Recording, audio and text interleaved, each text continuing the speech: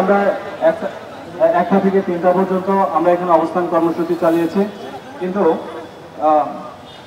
আমরা কূটনৈতিকভাবে যতটুকু কার্যক্রম চালিয়েছি, আমরা চূড়ান্ত আশ্বাস না পাওয়ার কারণে আমরা এখানে পরবর্তী সময়ে 3টা থেকে 5টা পর্যন্ত অবস্থান কর্মসূচি কন্টিনিউ করেছি, আপনারা দেখতে পেয়েছেন।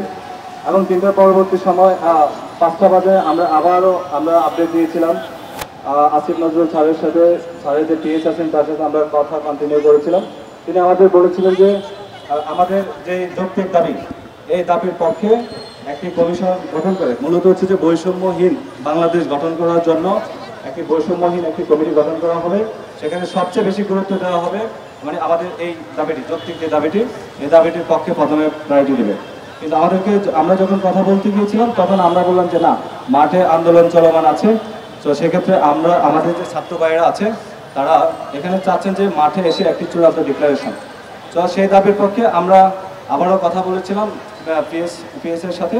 তো উনি বললেন যে স্যার মিটিংয়ে আছেন, আর সেই মিটিংটা এখনও চলমান আছে 5টা থেকে। আর মিটিংয়ের স্থানটা আপনারা সাংবাদিক ভাইয়েরা জানতে চেয়েছেন কোথায়, প্রবাসী কল্যাণ ভবনে মিটিংটা হচ্ছে। তো সেখানে আমাদের বিষয়টা আলোচনা হচ্ছে, সেখানে অধিকাংশ উপদেষ্টারা আছেন। তো আমরা আশা করেছিলাম এবং তারাও বলেছিলেন যে মিটিং শেষে আমাদের এখানে একটা প্রতিনিধি টিম আসবে। তো এখন পর্যন্ত যেহেতু আসে নাই, সন্ধ্যা হয়ে গেছে আন্দোলনের সময়, আমরা চাচ্ছি এখন আমাদের যে কর্মসূচিটা সেটা হলো আমাদের এখান থেকে একটা প্রতিনিধি টিম আমরা আসিফ নজরুল স্যার বরাবর যাব। আর আপনারা এখানে যারা আছেন, না আমরা যেহেতু অহিংস আন্দোলনে বিশ্বাসী, আমরা এখানে আমাদের বার্তা একটা, এই মঞ্চ থেকে যে ঘোষণাটা আসছে এটাই চূড়ান্ত ঘোষণা। এর বাইরে কোনো আমরা সাংবাদিক বাইরেকে আহ্বান করব, এর বাইরে কোনো কিছু আপনারা কর্ণপাত করবেন না। সো আমরা যেটা বলছি, আমরা সবার স্বার্থে বলছি, রাষ্ট্রের স্বার্থে বলছি, আমাদের দাবি আদায়ের স্বার্থে বলছি। আমাদের যে আন্দোলন এখানে চলমান থাকবে। আমাদের একটা টিম আসিফ নজরুল স্যারের সাথে দেখা করতে এখন যাব। আমরা গিয়ে আসা আজ পর্যন্ত আপনারা এখানে অবস্থান করবেন। শিয়া বাটার ও ভিটামিন ই সমৃদ্ধ lily glam beauty soap. Lily, always beautiful. ধন্যবাদ। এবং সবাই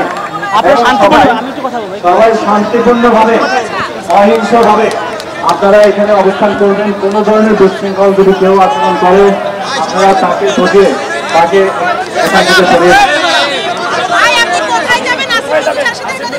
আমরা আসিফ নজরুল স্যার বর্তমানে ওই প্রবাসী কল্যাণ ভবনে আছেন, আমরা সেখানে যাবো দেখা করার জন্য। একটা টিম যাবে, প্রতিনিধি একটা টিম আমরা যাবো সবার পক্ষে। আপনারা কি বলেন, যাবো কিনা? আপনারা সবাই সেখানে থাকবেন শান্তিপূর্ণভাবে। ধন্যবাদ। আমার নাম হচ্ছে রাসেল আল মাহমুদ। আমি আজকের যে আন্দোলন, এই আন্দোলনের সাথে আজকে আমাদের চাকরিতে আবেদনের বয়সসীমা ন্যূনতম 35 এবং আন্তর্জাতিক মানদণ্ড অনুযায়ী শর্ত সাপেক্ষে উন্মুক্ত। এই বিষয়কে নিয়ে আমাদের আজকে চূড়ান্ত মহাসমাবেশ ঘোষণা করা হয়েছিল। সেই মহাসমাবেশের কার্যক্রম এখন পর্যন্ত চলমান আছে। আমরা আর বেশিক্ষণ এই আন্দোলন দীর্ঘায়িত করতে চাই না। আপনারা কি চান? আমরা আন্দোলন দীর্ঘায়িত করতে চাই না। সেই সুবাদে আমরা তাদের সাথে দেখা করতে যাচ্ছি। একটা প্রতিনিধি টিম আপনাদের পক্ষ হয়ে যাব। আমরা স্মারকলিপি নিয়ে আবারও যাব, তাদের সাথে কথা বলবো। আমরা একটা চূড়ান্ত আশ্বাস আমরা সেখান থেকে না, আমরা চেষ্টা করব এখানে এসে যাতে ঘোষণা করে আমাদের আন্দোলন এখানে সমাপ্ত করে দেয়। ঘোষণা দিয়ে গেলাম, সেটা হচ্ছে যে আমরা আপনাদের সিদ্ধান্ত মোতাবেক, যেহেতু আমাদের এখানে টিম আসার কথা ছিল, স্যারের মিটিং শেষে আসে নাই এবং দেরি করছিলেন, তো সেই সূত্র ধরে আমরা আপনাদের সিদ্ধান্ত অনুযায়ী আমরা একটা প্রতিনিধি টিম স্যারের সাথে সাক্ষাতের জন্য গিয়েছিলাম। আমরা স্যারের পিএসকে ইনফর্ম করে আমরা সেখানে গিয়েছি প্রবাসী কল্যাণ ভবনের সামনে। কিন্তু স্যার রাষ্ট্রীয় কাজে জরুরি ভিত্তিতে তিনি সেখান থেকে রাষ্ট্রীয় কাজে চলে যান এবং যাওয়ার সময় স্যার পিএসকে নোট করে বলে যান যে আজ থেকে আগামী 7 থেকে 10 দিনের মধ্যে একটি বৈষম্যহীন কমিশন গঠন করবেন। সেই কমিশনে গুরুত্ব দিয়ে প্রথম দিকে সবচেয়ে গুরুত্বপূর্ণ যে ব্যাপারটি থাকবে সেটা হলো আমাদের যে যৌক্তিক দাবিটি, এই দাবিটির একটি চূড়ান্ত সিদ্ধান্ত নিয়ে আসা।